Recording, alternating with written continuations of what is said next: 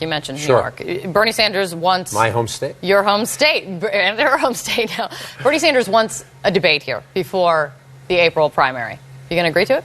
I think, what was notable this weekend wasn't so much that, but in my mind was the Washington Post story with his own campaign talking about how they're poll testing more negative attacks on Hillary Clinton.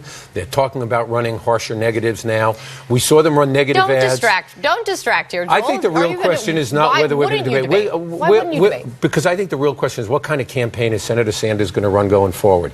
He pumped $4 million in the weekend before March 15th. And he lost all 5 states on March 15th. They spent about $4 million running negative ads. That doesn't have anything to do with the debate, Why not Let's see debate? the tone. This is a man who said he'd never run a negative ad, ever. He's now running them. They're now planning to run more. Let's see the tone of the campaign he wants to run before we get to any other questions. You guys, back in January, when there was this whole back and forth about debates, the Clinton campaign was open to more debates after that Flint debate was agreed to. Why not debate in New York? Because we agreed to debates up to a certain point. We're now out campaigning in these states. What's the risk? There's no risk. She's done very well in the debates. The debates have been very good. But Senator Sanders doesn't get to decide when we debate, particularly when he's running a very negative campaign against us. Let's see if he goes back to the kind of tone he said he was going to set early on.